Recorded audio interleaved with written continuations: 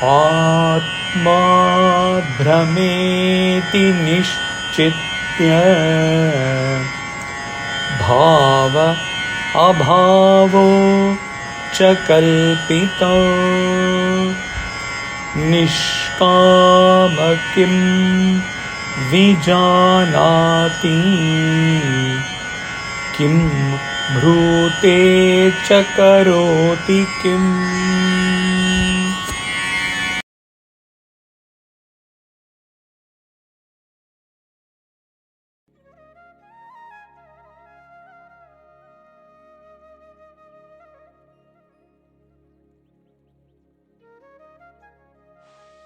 Having known with certitude that the self is Brahman and the existence and non-existence are mere imaginations, what can one who is desireless know, say, or do?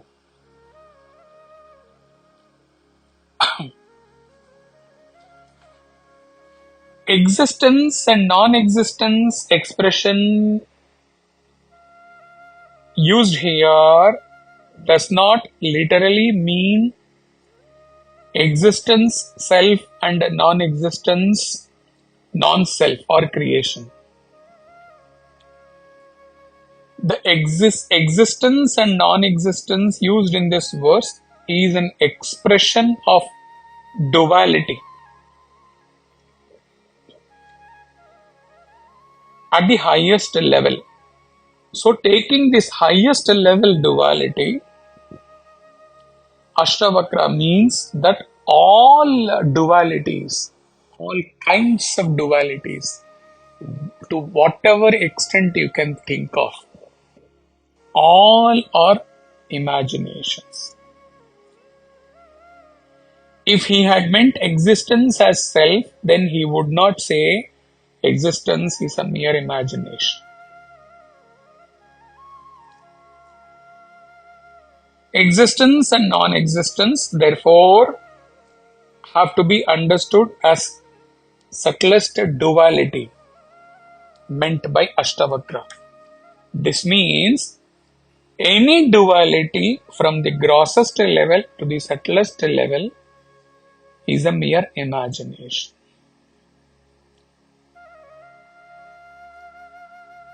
Only self is.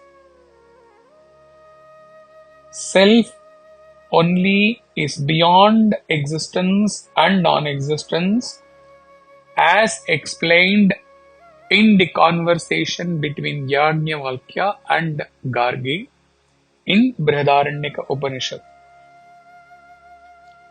Having realized this, Ashtavakra asks, how and what can that seer do, say, or know?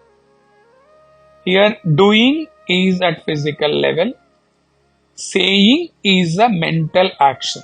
Speech, Chinmaya says, is an expression of thoughts in mind. So, saying or speech has to do with mental. So, though it may appear that speaking is physical, no.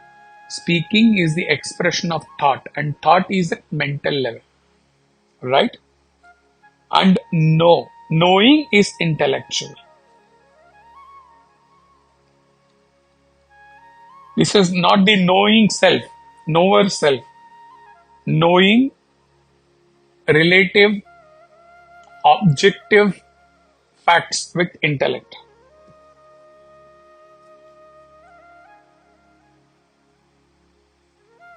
The seer, therefore, having realized the Brahman as real and everything else as unreal, transcends doing, saying, knowing. That is, transcends his body, mind, intellect.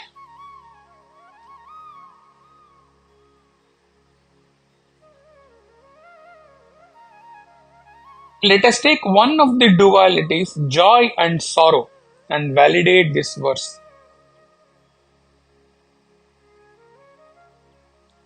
He takes this joy and sorrow, and he is validating the same with his state of existence.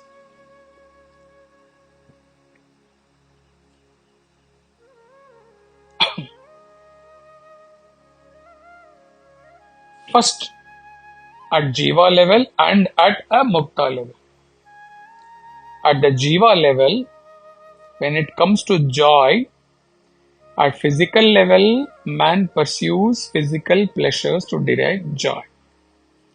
At mental level, we said do, say, no. At physical, mental and intellectual. At physical level, grossest level, man pursues physical pleasures to derive joy. At mental level, man searches for so many things to give him joy. Company, appreciation, recognition, power, and so on. At intellectual level, joy is more at mental level.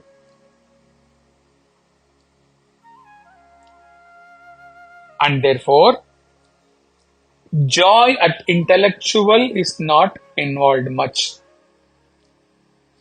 Though intellectually man plans to study well, to work well, etc., which are indirectly aimed towards enjoying later at mental and physical level. Coming to sorrow, sorrow is at mental level.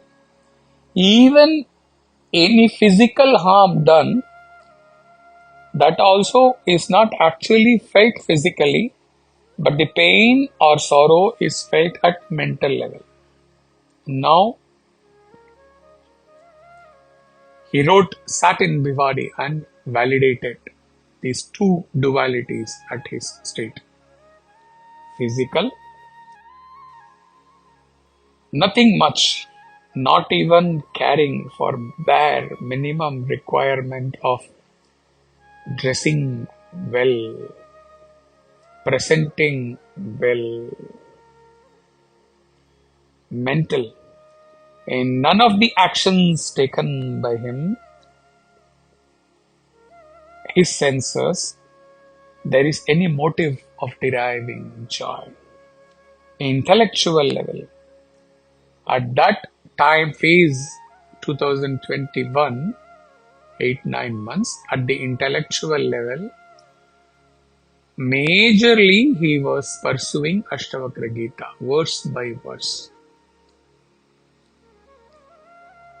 Okay, nothing to do with joy or sorrow.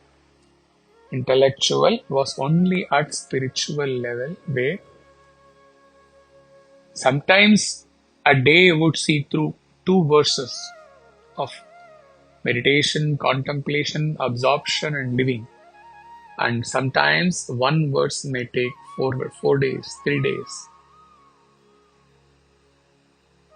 So intellectual level, absorption of Ashtavakra Gita going on. Swami willed at that time itself that he should be getting into depth verse by verse, which he is giving to the world at large now through the daily 1 verse satsang. About sorrow. There is no sorrow on account of any turn of events in the past, and he was sure there would be no sorrow experienced on anything which happens in the future.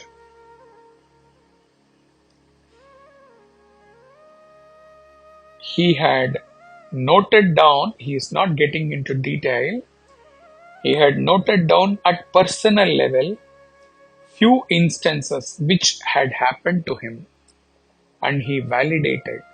He knew those instances would have caused immense sorrow, immense pain for a jiva. But he thought about it and he came out very clear that those incidents had not caused any sorrow for him. No mental impact on mental level on any of the above. So it is true, validated, that for the one who has realized through his experience his state, he can declare that once a seer transcends all dualities, even mukti and bandha, again the subtlest duality, then none of his actions with body, mind, intellect can be with any desire to fetch him any joy or any sorrow.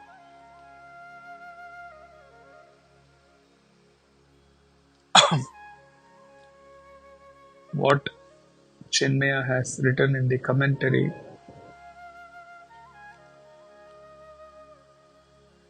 he has not quoted the text treatise, but he writes,